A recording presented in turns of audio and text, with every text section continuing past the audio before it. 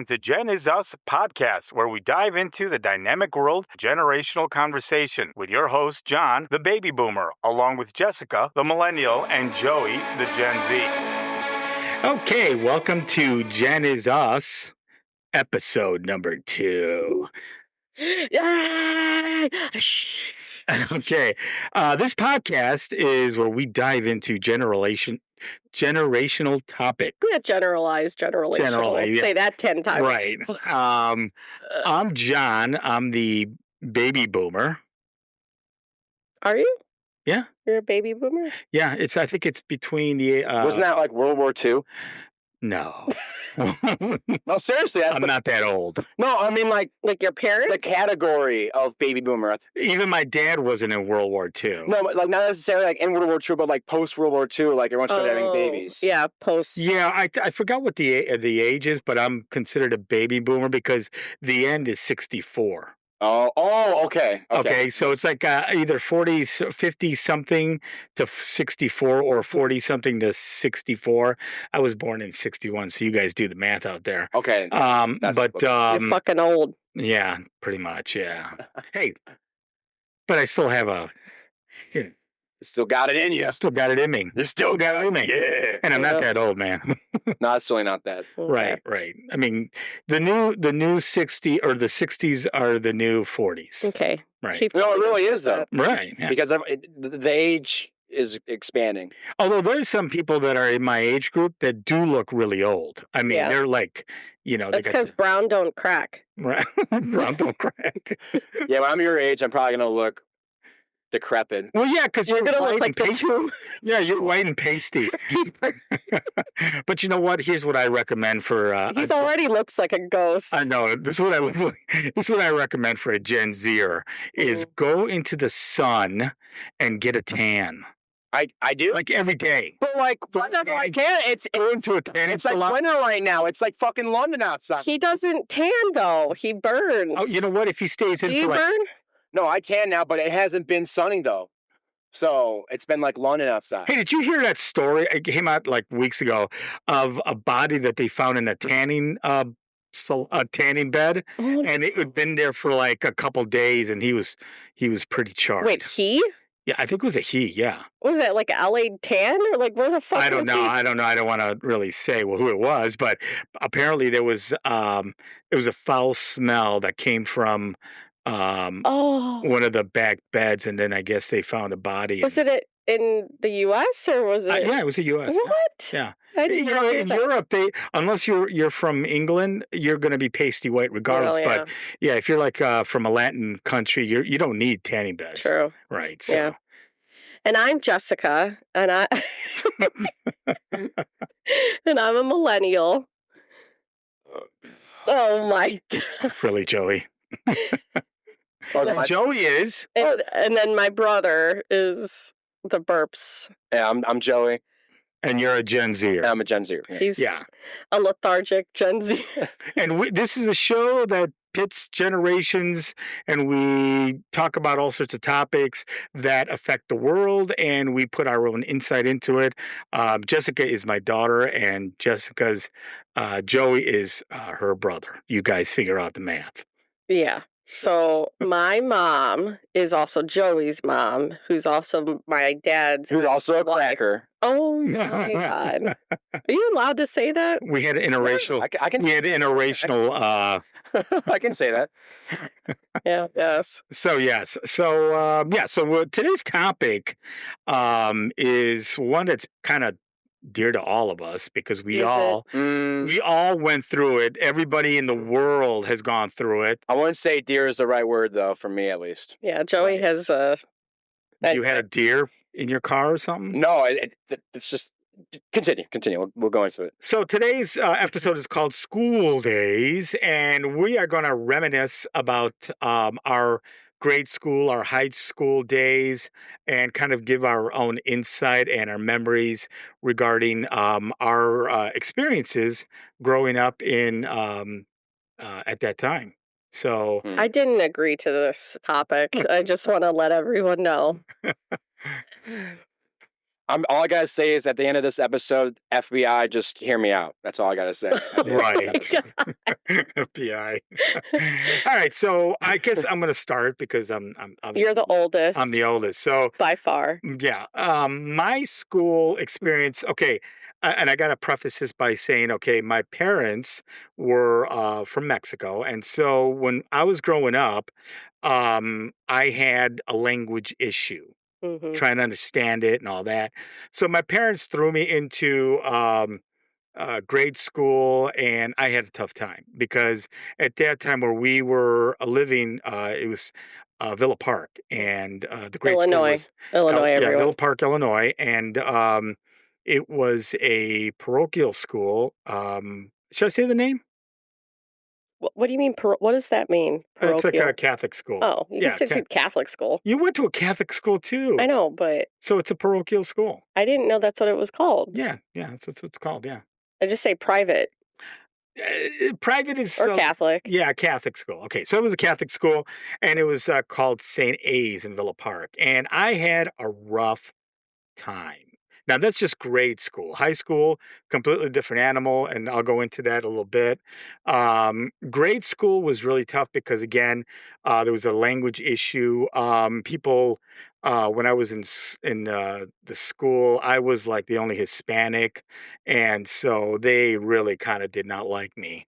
So the sister and mother, Mary Teresa, whatever her name was, I kind of forget. She had a mustache and a golden ruler that had my name on it.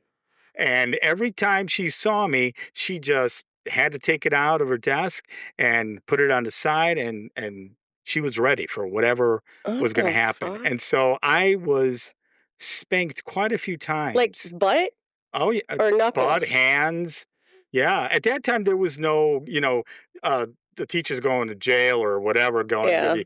Yeah, at that time it was completely. I think that was pretty common It in was common. Yeah. Catholic schools. So yeah, I remember going to the what do they call that when you go to the main office or whatever. I was spending a lot of time there because I was always getting into fights, because I was always trying to, um I guess live through the pain of going to school So was there. this like kindergarten through like 8th grade? No, it's kindergarten through 6th grade. Oh yeah, that's right. Because I ended up going to military school for 3 years after that. Tell the listeners why. It's a good story. Okay, so well, I want to kind of cover like the years before that because I don't really want to climax too fast. That's what she said. But That's basically, what he my said. mom used to come to school probably once a week and take me. Yeah. And my mom didn't know English, and she didn't know how to drive. She basically taught herself how to drive. Is And that like safe? Just drive around with no like knowledge. She was talking driving about a the- horse and carriage. right, you're talking about the late 60s, early 70s.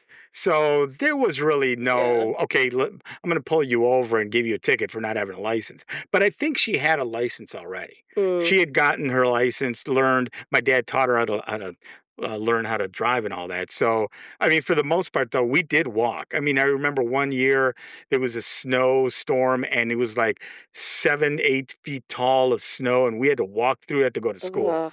And it was tough. Me and my older sister who passed away, me and her both walked hand in hand, and we walked to school. It was tough.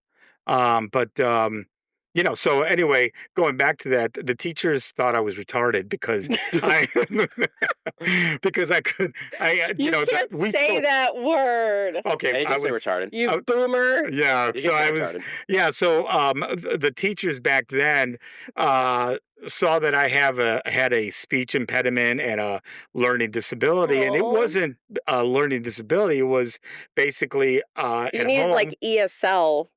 Well, at home I was speaking English, and my parents spoke Spanish to me, and I understood it. So if you kind of take the two and you kind of in your brain are trying to figure out what's going on, and as at a young age, like I was trying to figure it all out, and you can't really figure it out at that Mhm. young age. So I was getting in trouble because they thought I was not learning things and I wasn't learning them fast enough. So, I was always the teacher's, Whipping post. whipping post. Yeah. Yeah. So then I remember so many times, like I said, my mom would come to school and I was like under a desk hiding, crying because the teachers were trying to, inflict, maximum damage to a young, you know, Oh my 8-year-old God. or whatever. So it was pretty traumatic. And then at one point they thought that I, like I said, was behind by a lot, and so they put me in a special education class, but it was at somebody's house. So my mom had to take me to school and then walk me to this person's house to learn, I guess, to get more learning or whatever. And she was she had polio. So she was always bedridden, and I would go there and I would let myself in with my mom, and then my mom would leave and then come back about an hour, 2 hours later. Oh. And I'll tell the only thing I remember about the teacher was she was pretty hot. Oh my But God. didn't she have polio? She did have polio. She did have polio because she tried to get up one time and she dragged her arms, No. and the only thing that was lifting her was her Oh. yeah, her legs were like flopping on the floor. And it's How do you remember all this? I don't know, but I do. I mean, it's absolutely true. I mean, it's one of those things you never forget. You know what I mean? And I remember that, and I don't know what happened. I don't know what happened afterwards. Well, maybe she probably figured out it wasn't that you were stupid or had a learning yeah. disability. It was that you had a language Right. barrier. Yeah, I mean, when you have And also back then, they didn't have any resources. right. Well, the at only all. resources was a polio teacher in her house. It was apparently hot, right? Okay, yeah, I mean, I don't know how that's possible. Oh, I guess. the only thing I wondered at that age is like, what happens if the stove gets on fire and the house is? Well, how did she get to the stove? She didn't. I'm like, she's screwed. I mean, Did she have somebody else living with her? huh? Did she have somebody else living with her? You know what? I don't remember that. I really don't remember Also, that. isn't it completely fucked up? I would never just drop my kid off at someone's house that I didn't know. Well, I think it's because it was through the church or the Oh, school. that makes it better. It doesn't, but I mean, my mom and dad didn't really. They were probably fed up of going to school every other day or every other week and getting me out of detention or whatever the hell they call it. I remember, what do they call it? The convent, like the convent area, whatever. Mhm. And I would be there sitting, just waiting for my mom to come get me or whatever.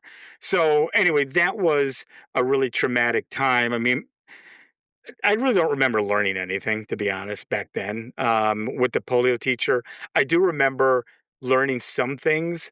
And I think you're right. I think she at some point said, "This kid's not, stupid or whatever." It's like there's a language barrier So, issue. did you go the whole day? Or No, it was only for a partial? couple hours. It was only Okay. for a couple hours. It wasn't the whole day, But It's like I- piano lessons, except. right. And I actually, what's funny because I had accordion lessons also when I was a kid. My parents put me to learn the accordion. I'm like, I was going to be one Typical of Mexicans. I was going to be a mariachi with I was just going to say that. the accordion and my mariachi hat. Oh, But no, awesome. I remember taking lessons for about a year, Hmm. and I couldn't even begin to play You're an like, accordion. this is a nerd instrument. I'm like, hey, if I ever go into a polka band, this is it. That's what I'm going to do. God. But back then I didn't know what a polka band was. That is so So yeah, so that was like I'll tell you one story. I do remember when I think it was like in second grade, there was this girl. Her name was Diane Miller. Diane Miller. I don't know why I remember that, but she left an impression in me. And so like I took one of my sister's rings and I gave in you. huh? Did she stick her finger in your butt or something? So What the hell?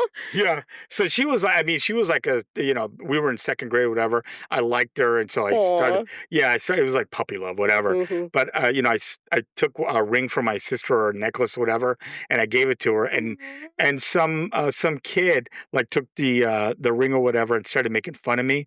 And he kicked me in the nads, and I fell down. I started crying, and And that was pretty much it. I never saw the girl just like laughed at me, and that was But it. what a whore! Because Oh, she Diane was only Miller, like you stupid like ass bitch. She was like a second grade. I don't so. give a shit. So that's foreshadowing that she was going to become a fucking whore. Oh my Because no. Here's why. Because you were trying to do something nice, something very cordial and polite, and you get kicked in the nuts because of it by some douchebag. Oh, bro, and then she's going to laugh at you. Like. That's because kids are kids. Kids are I don't assholes. care. That's foreshadowing because same shit happened to me. So, Joe, do you think that she's like a walking whore now down some street? No, what happened doing is that coke she's now probably that, and then because she's probably in a retirement home now. okay. Oh my god, that's where you should be. Okay, and whoever kicked in the nads is probably the biggest flipping douchebag ever because the same shit happened to me. They both suck. That's both the human condition. Sorry, my bad. Okay, so that happened to you how? The same shit, where you try to do something nice for a lady. Did you a lady or a girl? Or, okay, or a girl, whatever. How old were you? How old were you? It doesn't matter the age. No, yeah, it does. No, This is yesterday. Was this like a couple days ago? No, not in a while. Was she like 2 and you were like, what, 20? Okay, no, what the fuck? No, hell no. I'm just saying, growing up in elementary, preschool, middle school, high school, the same shit. Where you're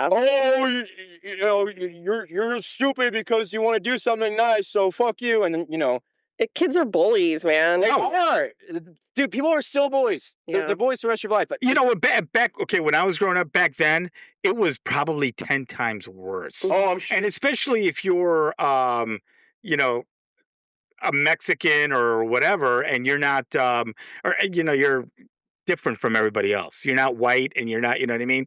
So I had that situation a lot, growing up. I mean, I was bullied. I kind of set the precedent for my brothers and sisters. Me and my sister, Which was a terrible precedent. It was a terrible precedent, yeah, because you know what? We went through growing pains with the school and the kids and the teachers and all that. So it wasn't a good thing, trust me. And I remember. Why did they continue to keep you in private school knowing you were all having issues? Because that was that was the only school. Was it because of the Catholic thing? Yeah, well, that, and there was no other school. They didn't want to put me in public school. They wanted to put me in. Why?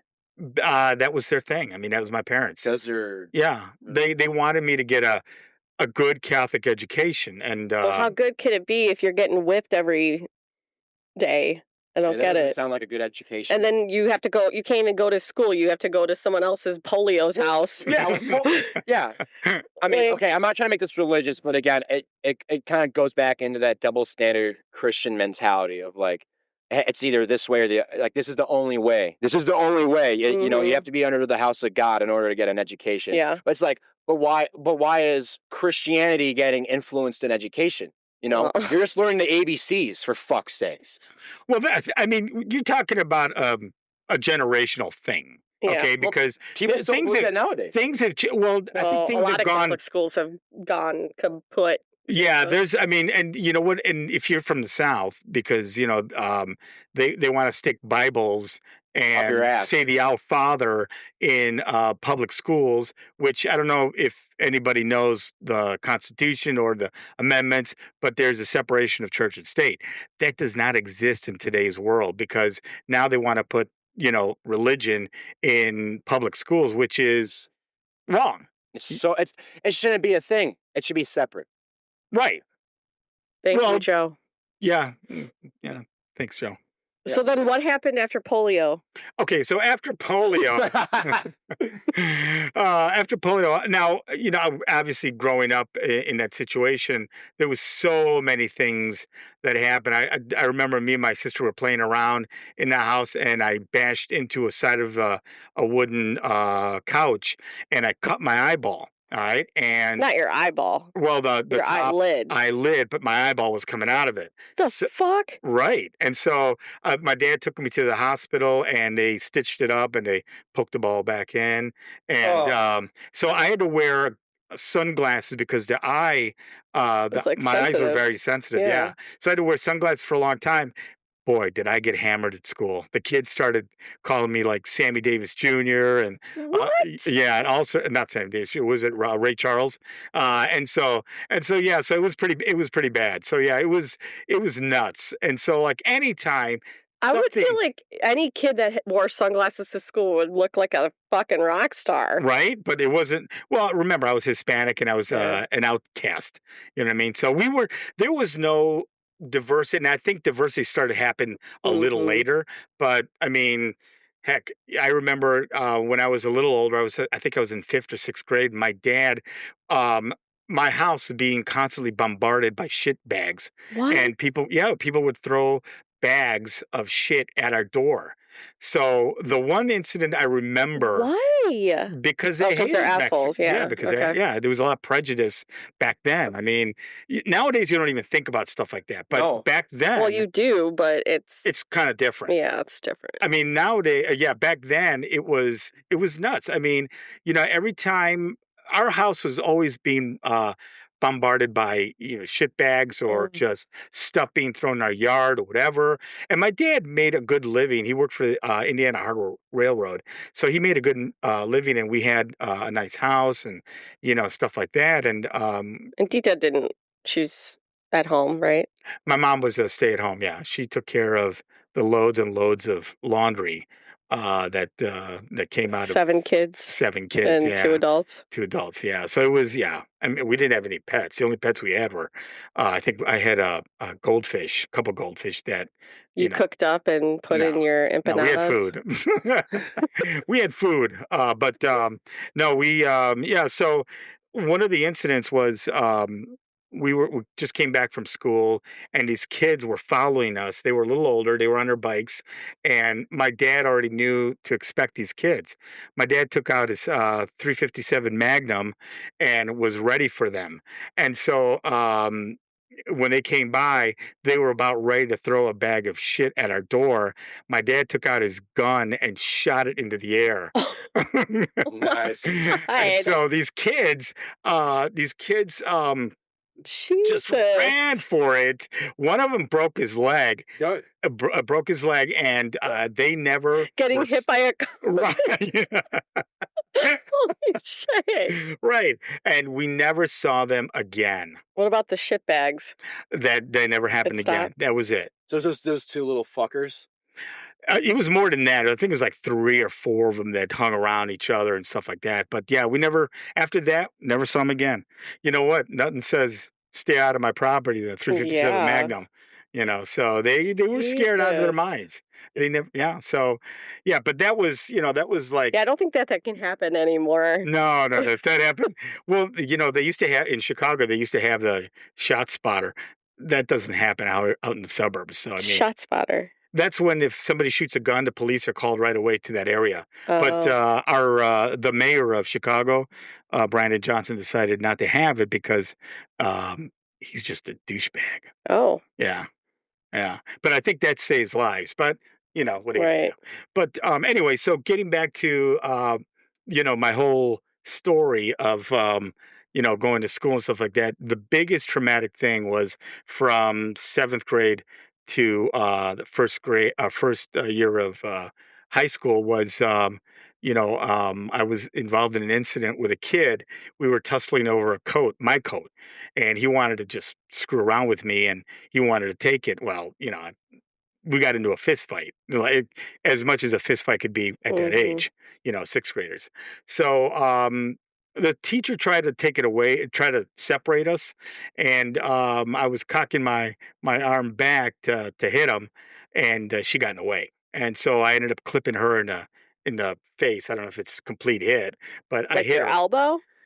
No, I think I hit her somewhere between the jaw and the chin No, with but my like your elbow because you were going back and no, no, no, I was like that. I was cocking back and I went forward. Ugh. And so I kinda hit her in a somewhere around You the meant face. to. Yeah, well, no, I meant to hit him, but she got in the way, trying to separate us. So, I ended up going to, the, convent or whatever, Or the rectory, that's what it's called, the rectory. So I ended up going to rectory, sitting there for a while, and my parents were called, and then that's when my mom and dad were told, I think your son needs to go away somewhere. So my parents, I don't know if I got suspended or just it was ready for the summer or whatever. They looked into military school. I ended up going to military school for 3 years. Oh, Yeah, and now that's a whole completely different story. It was school in Indiana, Le Mans Military Academy. I learned a lot of stuff growing up. Is it still there? No, it did close. It closed quite a few years ago. I think the only brother, because they're called brothers, not priests, but the only brother I know that's still around Brother. is brother Sean Gray. Oh, He's man. still around, yeah. But it was going to school there was. I mean, I could write a book about it because that's where I learned about gay lifestyles. I learned about drugs. I learned about just all sorts of things. I mean, yeah. I mean, one of the stories because Le Mans used to ship well, they didn't ship them, but they had a lot of advertising to like international schools. Mhm. So Mexico had a lot of students to come to that school. And I remember one of the students, it was a bunk bed. I was sleeping in a bunk bed. And I think the kid's name was Fernando. He was on the bottom or the top bunk. No, I think he's in the top because I was in the bottom. And I got sick one night, and there was this guy who was like 18. We were all like 14 years old. He was like 18 or 19. He was a lot older. He had like flunked like twice or whatever, but his parents had lots of money, so they kept him on there. His name was Mark, and he's Mark Rubio? no, not What? allegedly. No, Yeah. but Mark, he was a lot older than everybody else, and apparently he had a gay fetish. So we all knew that about Mark, and so I had a cap gun that I either got or bought, or I don't know, I forgot. But I told him, hey, because I had to go to infirmary, I was sick. I said, if this sick fuck comes, here's the cap gun, just shoot it out, and people will hear it. Yeah. If he comes to do anything, because You were saying this to your bunkmate? yeah, because Okay. because everybody was afraid of the guy because he was a lot older. Did you guys have to share like where you slept at night? Well, we had bunk beds, so we had like one room, and there was a bunk bed, and there was only two per Oh, room. okay. So yeah, so he was on the top, I was on the bottom. Apparently, Mark started going up the side of the bunk bed, and Fernando, I think his name was Fernando, I forgot, but I mean it was a long time ago. He saw what was going on. He had the little cap gun with him because I told him, hey, if this guy tries anything, Yeah. shoot it off so everybody hears it. Sure enough, he shot it off, and he was scared to death. He ran out. I think he broke an arm or whatever. And There's a lot of people running away from your area breaking limbs. right. So yeah. So then after that, I think he was kicked out. But Yeah. Well, he had been kicked out a couple times, or he was suspended a couple times. But I don't think this was the final straw because he was. did he actually like diddle or did he just No, no, I think. Well, the story goes there was a hill that we had at the school, and he was doing stuff with some other kid, and they were caught one time. But yeah, it was Well, if he was 18 and the kid was 14. yeah 14. So there was a little yeah. Fuck. But yeah, so that was my one of a couple incidents. Now, high school really wasn't all that bad for me because at that time I'd kind of been a seasoned, to all the stuff that was going around me. And I remember one time in high school, I was the class clown in high school. Oh, Yeah. yeah. You So don't say. so yeah, so Where'd you go? I went to St. Francis. You Well, did. no, I went to Glenbard South Yeah. in Glen Ellen for 2 years, and then my last year was St. Francis, and then 1 year was at military school. I was the first one, well, one of the first ones in my class at the military school to go there for the first year of freshman High year. school. Yeah, Yeah. first year of high school, and then after that, they put me in Glenbard South, but things got out of hand at Glenbard South because it was very violent and there was drugs and stuff like that. So my parents took me out of there and put me in In Glen Ellen? Glen Ellen, yeah. It was a lot. It was a lot of stuff going on around there What? at Glenbard South. Yeah, It's like the whitest neighborhood now. it is, but it's still. I mean, there was still drugs and stuff going on. Police were there all the time. Really? Yeah, Glenbard South. Yeah. But back then, I mean, the worst thing I think I did was like I got into it with one kid, and I threw a milkshake off the ledge, and it fell on him on his head. Oh my God. That's the and it was kind of funny. But other than that, those 2 years were like nothing exciting. My senior year at St. Francis was pretty exciting. Funny thing is, St. Francis is even in my picture I know. because I came in, I guess, late, Yeah. and so they couldn't take a picture or whatever. But I was the class clown, and that's what I was voted, funniest guy or whatever. And Wait, so they transferred you I got transferred times? 3 times. Yeah. Exciting stuff. Mm-hmm. But yeah, it was. I mean, yeah, my life has been one roller coaster, and it really all started with, when I was a kid. I mean, Tracks. yeah. I mean, being beat up by nuns and, and then I remember when I was in the gymnasium, we had to climb a rope to the top. I was a chubby little kid, so I couldn't do it. Yeah, they don't do that shit now. Yeah, They and do so that for you? We had the gym. I was good at it though. Well, yeah, you're I don't think I thin, ever white. had to do that. Yeah, you never did that? No, Oh, well, yeah. unless I repressed it. No. Well, there wasn't like a when I did it with me in elementary school. There wasn't like a pressure. Like if you couldn't do it, if you couldn't do it, then it was fine. Like you weren't gonna get like verbally Like accosted. a demerit or something. Yeah, you like weren't gonna get degraded. grade It was off. just like, okay, we'll try again, or Yeah. something like that. It wasn't like you're a failure. It was like, okay, next person, like it's all good, Right. Okay, let's move on to. I took up too much time. That's fine. We don't have to. We can do different episodes, I guess. Right. Yeah, it's true. Yeah. Each one of I was a our little bit over 45. Actually, Right. Yeah, that's true. Okay. that's what I think. Right. Okay, so I feel like I repressed a lot, to be honest. And I don't know if it's just I have a bad memory. I don't know if things were like off at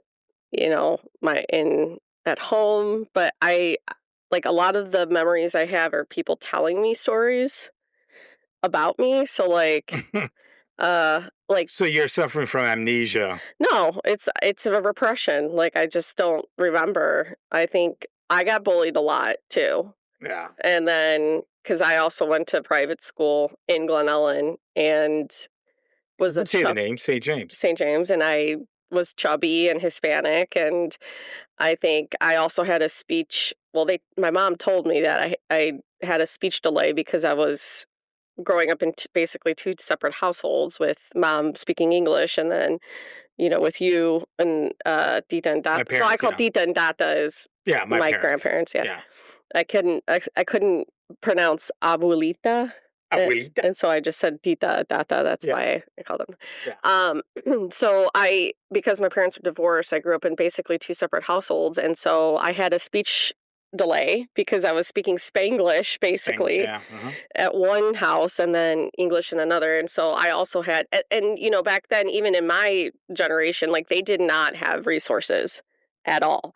So like Catholic schools, no way. They would just have to deal with it the best they could. And so I was always in like the remedial English class, remedial math because it was, but yeah, I just don't remember a whole lot. I remember getting teased, and I don't know, like a lot of so I went K through 8th grade.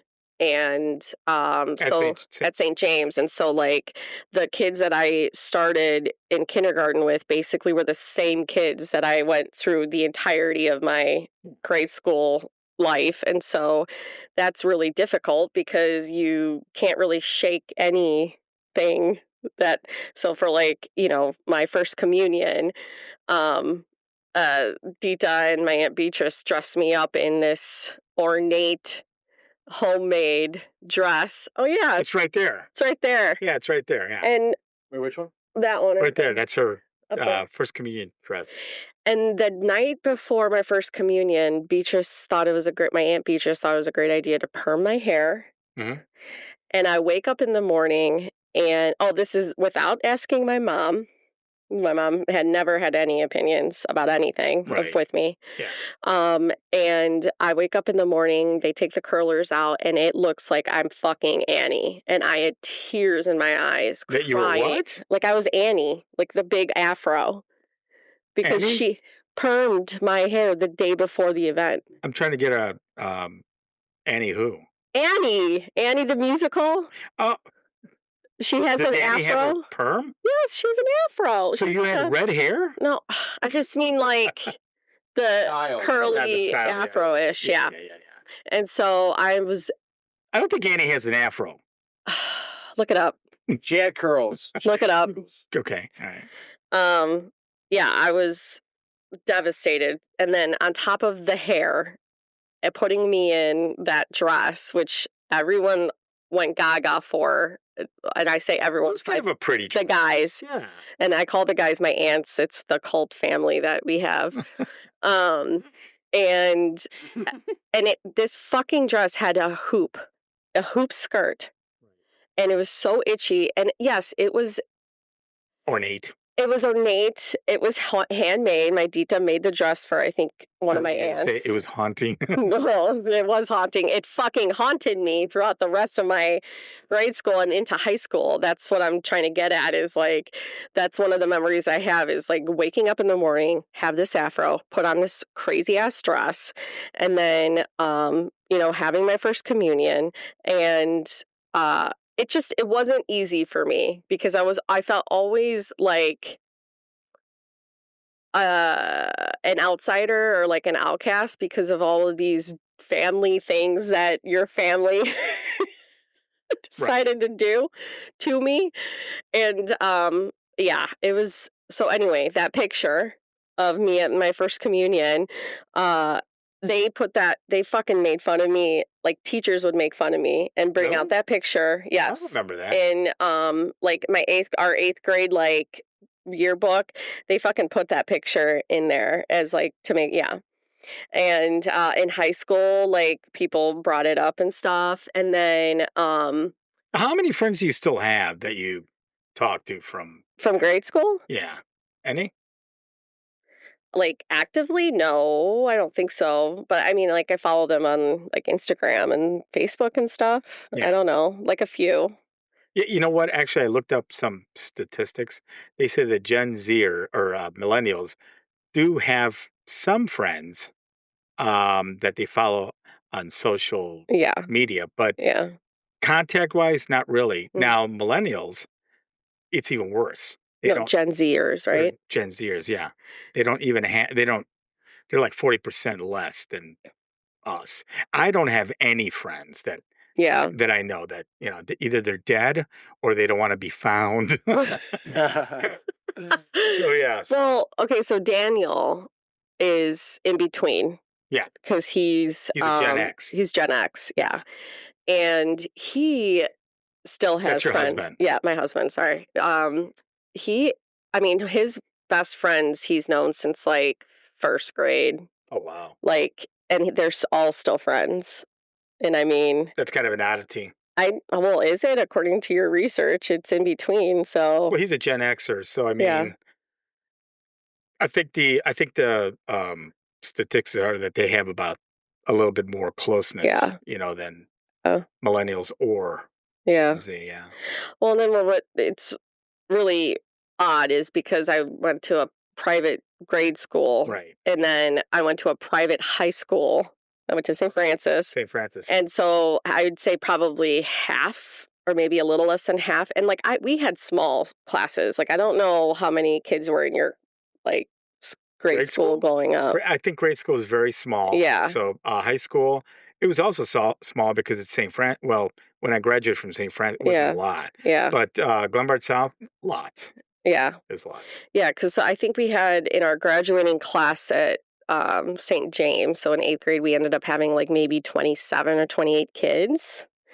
And so like maybe less than half of those or half went to St. Francis.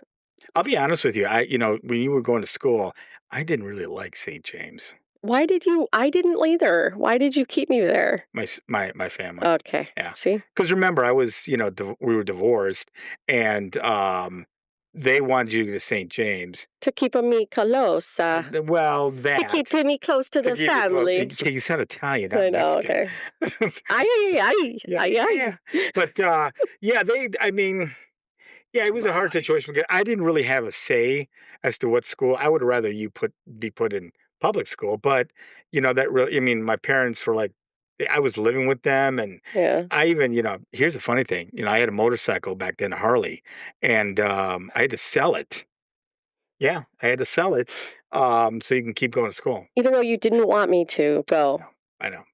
That's one of the regrets I have, but yeah, it's, all right. But and then high school. Did you have more fun in high school? So here's the thing, like looking back, I was a cheerleader. So, that is a completely different ball game. I feel like and I loved it, and I had a lot of really good friends doing it.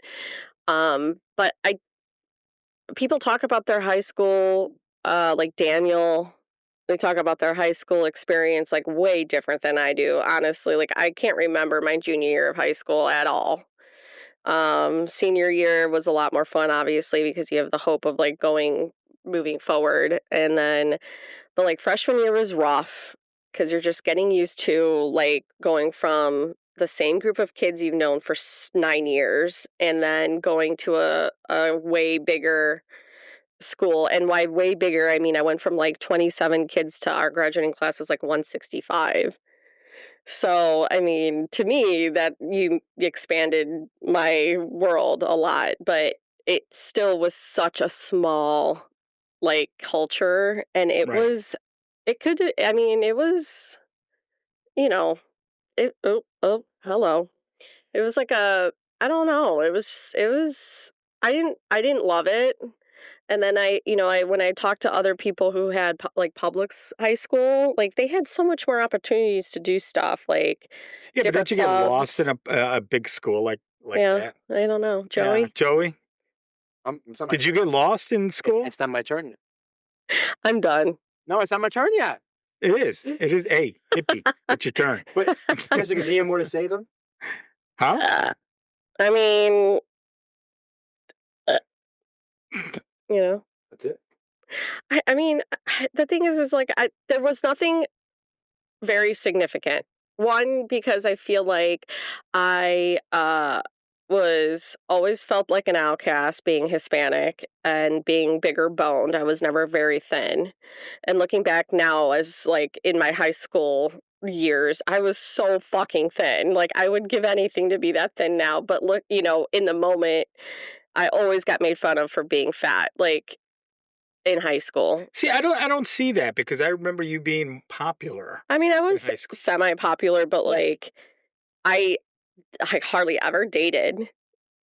Guys seriously made fun of me. Like well, you had a bad incident in high school too. Well, that was freshman year. Yeah. And then, but I ended up like, it was just such an odd, I think because the world was so small at Francis, it just was it's weird. Yeah, you didn't have that ecology of you didn't have that public school experience. And you had like really fucking rich kids going. Right. And we weren't like rich by any means. Right. And in fact, I got a scholarship because you went your senior year to Francis. Right. I got a scholarship going in my freshman year. Yeah. But like you had really fucking rich kids and it was always very materialistic. Right.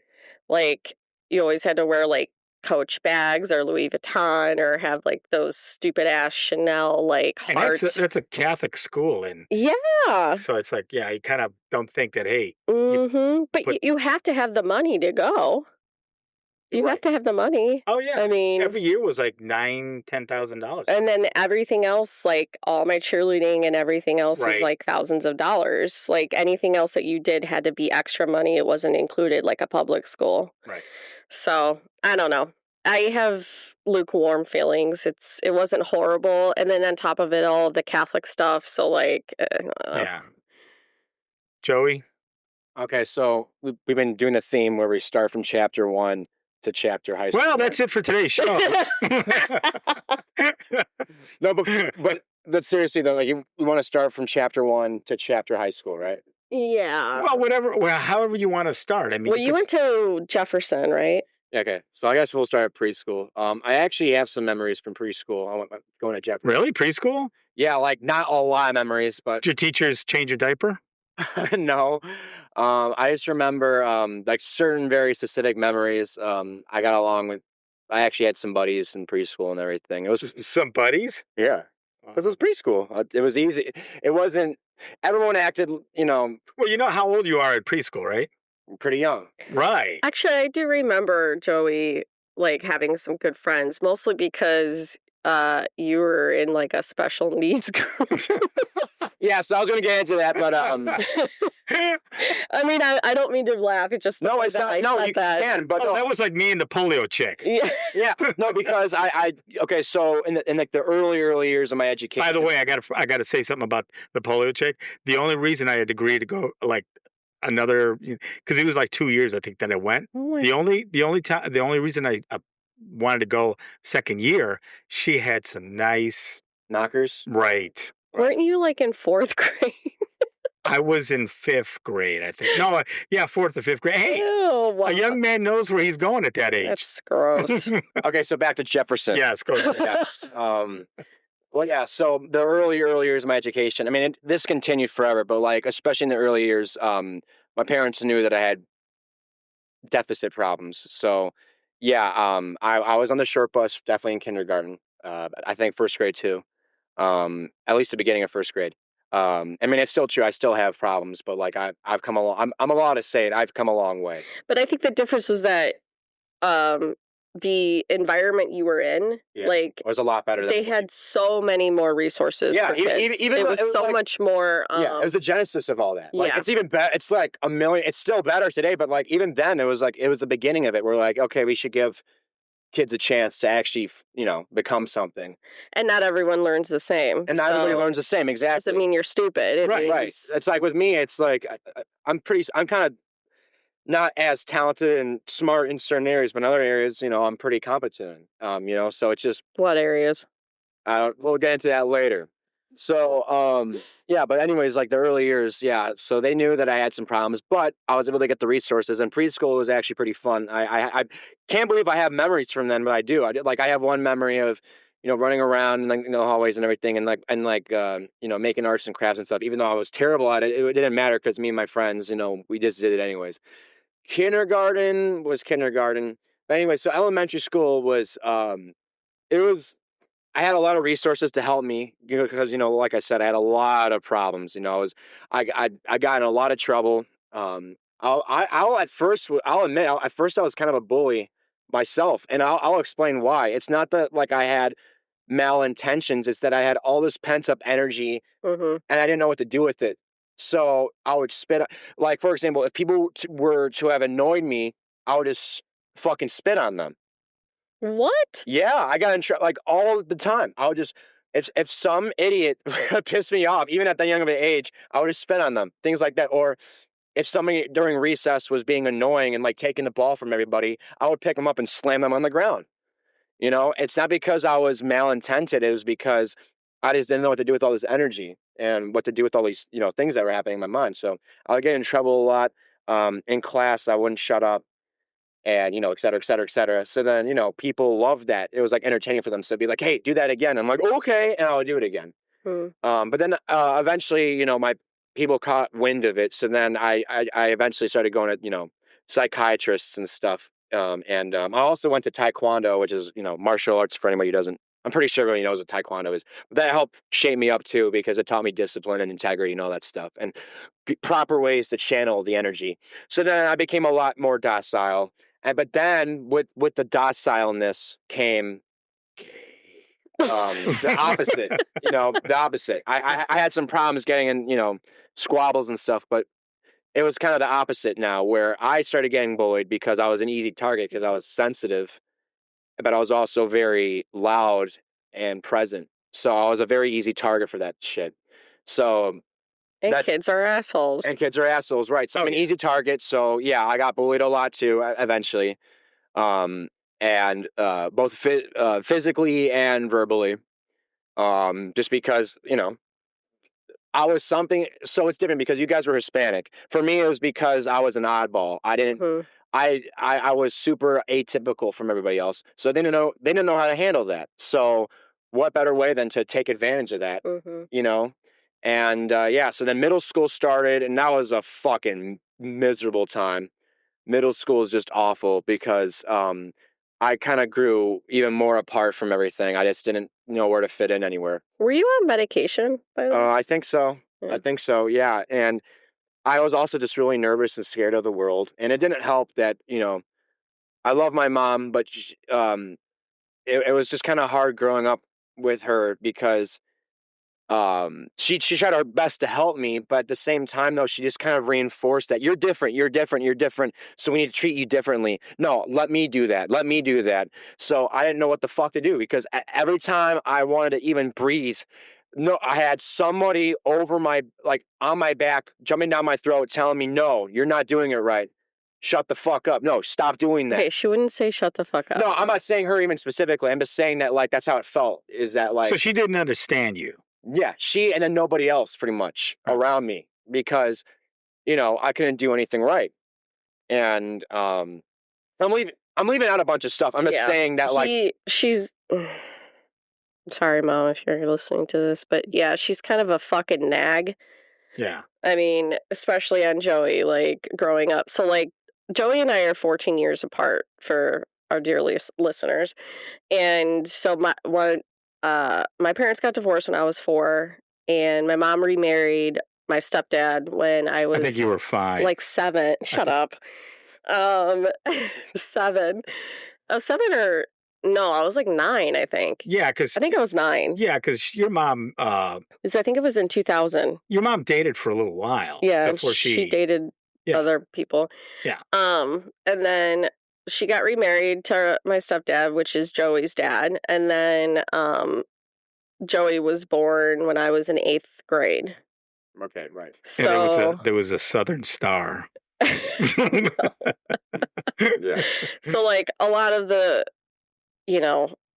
situations that I witnessed because I was older, and I do feel like we were close, even though we were always very close. And Jessica was always my backbone because I still do go to her place. Yeah, because I can understand and relate. Yeah, and again, I'm leaving a lot of stuff out just because I'm not sure if I'm ready to dive that personally yet. I think that's a subject for another episode. Yeah, there's a lot of stuff I'm leaving out, but the main thing is that I still all 3 of us share in common the bullying thing because I was all the ways I was bullied.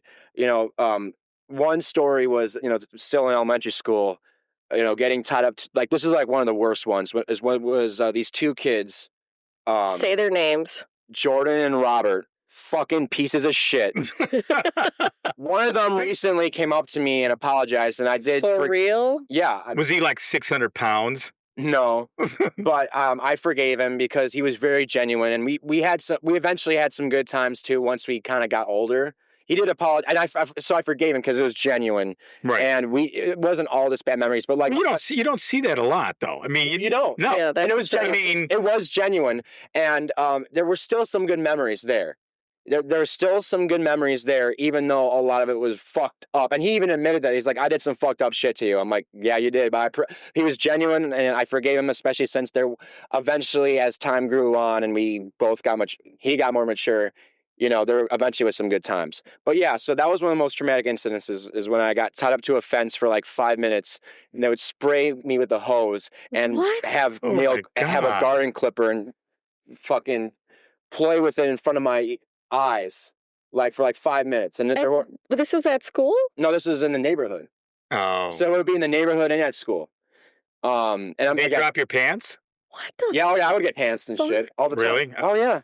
Wow. Again, I don't want to go into too many details because we can go on all fucking day. Okay, where do these assholes live, and why didn't you tell me? I would have gone to their houses. Well, we took I would care of have it gone to their eventually. houses. What the fuck is wrong with kids? I know. So, like, and then in middle school, especially in 6th grade, it didn't really change much. Like, on the bus especially, because here's the thing. It was weird. For all the listeners, I don't care if you take this the wrong way. It's just facts. Even though it was a very suburban community and there was some rich people, there was also a lot of people coming in from the city, especially from around where I lived. So there was a lot of ghetto trash coming in. And, since I was a squirrely, weird fucking white kid, I was a very easy target for them. So that a lot of the people that you're a black belt. Yeah, but I was also a scared, nervous, little neurotic kid. So I didn't have a voice. Like nowadays, people don't, I'm not trying to sound cringy, but like people don't like to fuck with me like that anymore because they know that that's a bad idea. You get a black belt. Well, it's not even that. It's like they just know it's not a good idea. You know what I'm saying? Yeah. I want to know why. I want to know why. You're loud. I'm loud. I have a chip on my shoulder, and I've been through it before, so I want to see you try. You know what I mean? And they know that now. Whoever would even think about it. So, but yeah, so middle school carried on through. I did not fit in anywhere. 7th grade, I started developing jadedness. So then I actually eventually kind of found my group. And, we got along pretty well. And then 8th grade, I kind of started finding a little bit of my voice. And it became a little bit better. It was a very awkward time, but it started getting better because the bullying was kind of just like stereotypical shit that everybody goes through. And it became fine. It became okay. High school, honestly, I fucking hated high school for so many reasons. I mean, my junior year was when the pandemic started, first of all. Yeah. Oh, wow. That's right. So that was unbearable. But because you had to be at home. Oh my God. Yeah. It was just me and my mom, and we can get into that in another episode. I love you, Mom, but that was hell on earth. But yeah, even like before the pandemic started, I really didn't like it all that much. I mean, I have some decent memories, but I still hated it because, again, I didn't fucking fit in. I went to Wienerville South High School, and it's a very big school, and it's a public school, but it's a very big school. And, how many kids were in your graduation? Oh my God, easily over 500. I thought it was like 1,200. It was probably like 1,200, yeah. So you get lost in the shuffle. Yeah, you got lost in the shuffle, not just in the hallways, but just with, it was so big, but somehow everybody knew every fucking thing about you. It was so weird. It's like, even though it was so big, it was still such a small world. And, it was interesting because it was one of those really like superstitious or like, tight-knit high schools where you had to be perfect. You had to have money. You had to have talent. You had to have connections in order to be something. And that went for even like the artsy part of the school, even for like the arts and all that shit. So even though, like I was into the arts and everything, I didn't even belong there because it was the most huzzah. Yeah, it was pizzazz. It was like it was like the same thing, but even in that community. So it's like I didn't fucking fit in anywhere. I didn't know where to go. I was like a mascot to people. Even like people that I thought were my friends, they would do so much shit behind my back and spread so many rumors, but they couldn't do it to my face. So I would walk into the room and the room would go silent, that kind of shit. I just didn't fit in anywhere. And even like my friends who I thought were my friends, it's like, I don't know. I look back at it now, and I think some of it was that they were intimidated because they cared so much about what people thought of them, and I didn't. Yeah. So a lot of it was probably intimidation, but a part of it was also, again, I was an easy target. I was very, very susceptible to it because I was so sensitive and so, present in the moment. What I can say about Joey is that he has always been very emotionally mature for his age. Yeah. And you've always had a understanding of other people, and also, and I think it gives into your anxieties, and also like because you do care, like you care very little, but it still affects you. Absolutely. And you internalize a lot. I do internalize a lot, and it also didn't help too that like, you know, like I got along with certain people, I got along with certain teachers, but it doesn't help where like you don't feel like no, I didn't have a voice. All the people that I was around were fake as hell. So it's like, where do you go to, you know, when you're just like the odd man out, kind of like what you guys are saying. Again, I was white. And it was actually a pretty diverse school. It was a very diverse school. There was... Well, yeah, with like 1,200 kids. Yeah, there was everybody, and from all different walks of life, but they all knew each other, and it was just so gossip-filled, and I also was just... I didn't really know what I was doing. Like, you know, for example, even with, like, relationships, you know, with girls and stuff, like, I didn't know how to act. I just got way too excited, so then I acted the fool and shit, and everybody talked about it kind of thing, too. Like, that's for an example. Where, like, you know, I kind of made a fool of myself, but everybody knew about it. You know, again, you make one mistake, everybody knows about it. Yeah, it's because kids are assholes. Yeah, but like, for real. But another thing is that, like, you know, I wanted to, you know, I was really into the arts, but, like, you know, it's just like you can't even do that because everyone was just so fucking full of themselves because it was just that, like, you know, it was like play ukulele of Heart of Gold, the 21 Pilots song. It was like that was the artsy, exactly. huzzah. And then like, you know, the theater department, give me a fucking break. They were so full of themselves, and they somehow were like on the hierarchy. And again, this is part of the reason why I hate high school, is because it's all about just hierarchy. And it's like such a small world. Like, none of that shit's gonna matter, and it doesn't matter because ever since I've left high school, I mean, shit's still hitting the fan. But I've never been happier. Like going to college. Do you feel like COVID impacted you? Because a lot of like good memories happen senior year for people. Yeah, it definitely impacted it because junior and senior year was when I started kind of finding my niche and my people, and even like the people who, you know, talked all this smack about me and shit. They started liking me, you know? They started not liking me, but at least, like, viewing me with respect in some sort of way. But either way, though, I didn't really want the respect because I thought that they were all a joke. I'm like, you guys are ridiculous. Like, you guys realize that none of this is going to matter. You know, there's this big world out there, and there's way cooler things than this fucking white bread-ass community. And even though, like, it was Filipino, Black, Asian, Indian... Mexican, white, you know, whatever, all the races, it was still, I still call it white knit because that was still the culture of like being the best, being the most talented, being the most rich, being the most swag or whatever the fuck kind of stupid ass terms you know motherfuckers want to call it now. It's just it's pathetic how it's just one way or the other. And, well, there goes our all ages show. Yeah, it's just terrible. I just hated it with a burning passion. Every time I think about it, it makes me just disgusted because it's just... But do you think people didn't want to approach you because you had a chip on your shoulder and you're... Yeah, I mean, the chip on my shoulder was still getting discovered. It's not as big as it is now, but... Well, at what point did you start dressing like, you know, you? That's a good question. I think when I started developing my own mentality, my own style was honestly probably like in a sophomore, early junior year. So I mean, high school. Yeah. So then obviously people saw that and said, okay, this guy's, you know.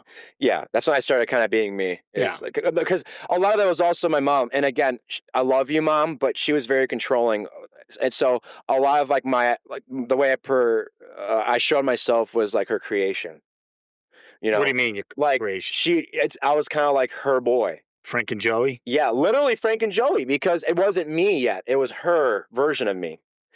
So she wanted to throw... I mean, let's preface this by kind of saying, all right, she's in theater and all that. Right. Did she want you to go into that? Yeah. Okay. She wanted to be... So she wanted me to be like the boy version of her, and that's not how this shit works. I'm Joey fucking Baker.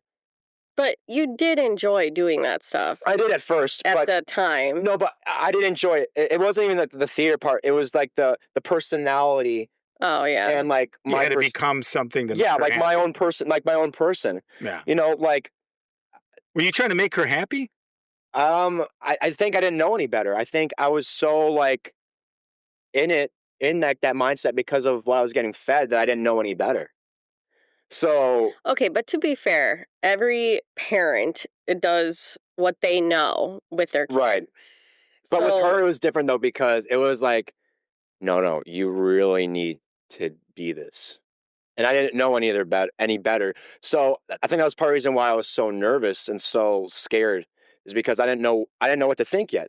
Because so many thoughts that you can't understand yet, but you don't know what to do with them. Mm-hmm. I'm still confused, but I know what to do with them now. Like I'm proud of I'm happy with who I am now overall. I mean, yeah, you've also had like 2 decades of therapy and resources to try and therapy use really coping helped. mechanisms. Yeah, and again, I love my mom. She did a lot of good things. I'm just saying that, like, it's just.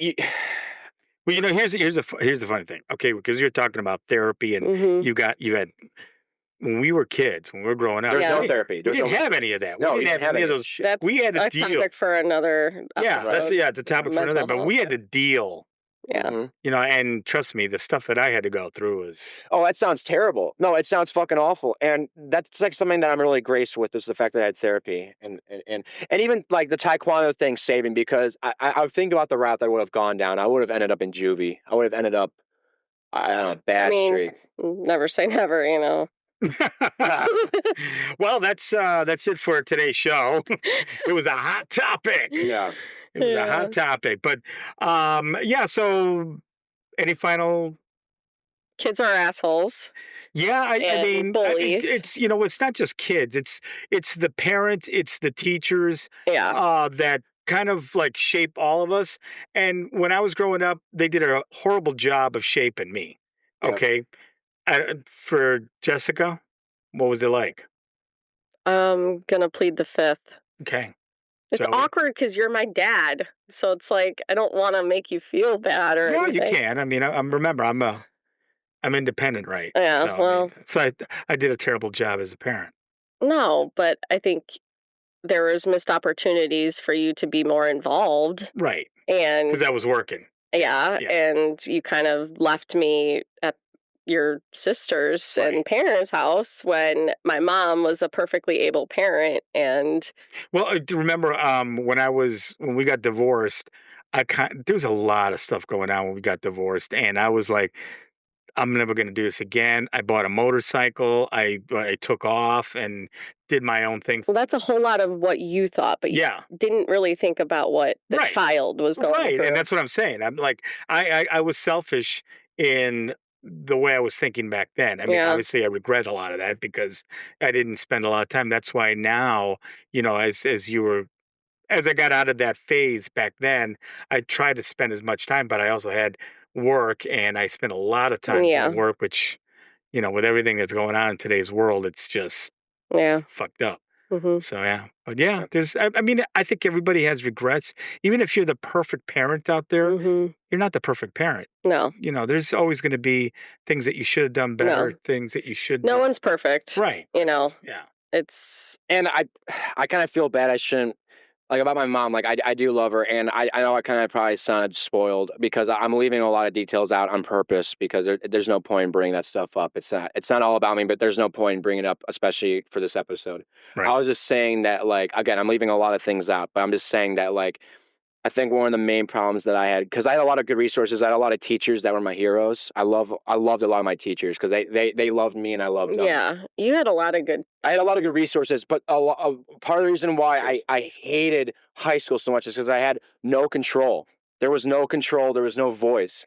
That is so typical, though, of high school, because you're in between maturity level where you think you can do more than you actually can. You're starting to drive. You're starting. I wasn't allowed to, though. I couldn't even go to fucking driving lessons. And that's true. Why? Because my mom refused. So this is what I was talking about. She meant the best, but she was very controlling. So you know how, like, people, when they feel like their life is out of control, they center in on an aspect of their life that they can't control? That's what my mom is. Literally. And I love her. I love her very much. But that was part of the problem with growing up with her, is that, like, it was her way or the highway. And, so I would go out into the world. I felt I was just confused. I'm like, I have all these thoughts. I'm different from everybody around me. I don't know why. I want to be different, but I don't. At the same time, why am I so different? Why do I feel like I don't have any control over everything I do? I can't go anywhere unless I'm with somebody else, but I don't want to be with somebody else necessarily. So it's just like, that's part of the reason why I hated high school so much, is because it would just be a constant strain of just not feeling like I belonged there, and also feeling like I was like the nuisance in the room, where like I was holding everybody back. Like even in my first job, everyone at the job hated me because I just couldn't do it. I didn't know what to do. I had no motor skills. We're going to have to continue this another. Yeah, we should. That's be the next topic. Yeah, that's jobs, because motor skills. Yeah, so that was just my main problem. It's just I just didn't feel like I had a voice, and I mean I know it's typical, but like for me it was especially that I just felt lost, confused, and I didn't feel like I had no control at all. Yeah. Wow. A lot of high schoolers feel that way. I just want to say I think it's they do for a reason. Yeah, because I mean, this show could go on forever. Yeah. Because we could talk about, I've left out a lot of stuff that, I went through, but I guess we'll have to do it another time. Thank you for listening. This was Jen Is Us podcast. You can catch us anywhere on social media. Catch me outside, bitch. How about that? Go to genisisus.com, and that's E. And all our social media, Instagram, TikTok, whatever is out there, and go to our website, quantummediaproductions.com, which will also host our podcast. And then we're also going to be on Buzzsprout, which is a platform that goes out to everybody. What about Apple Music? It is. It's going to be on Apple, Amazon. Spotify. So if you have any questions you want us to answer in the future, that you want answers to, you want 3 different generational opinions, we're it. Yeah. Thank you for listening. Catch us next time. Our episode next time is going to be, we don't know yet. Oh. Yes. Okay. We're going to keep it a surprise. Thank you. Thank you for listening. Thank you, listeners. Catch you next time. Bye. Thank you for listening to the Jen Is Us podcast. Make sure to subscribe everywhere podcasts are available, and follow us on our Instagram and YouTube at Jen Is Us podcast. We want to hear from you, the listeners. Send us any feedback or questions that you would like 3 generations to answer at contact@genizus.com. Thank you. Life is full of a bunch of questions on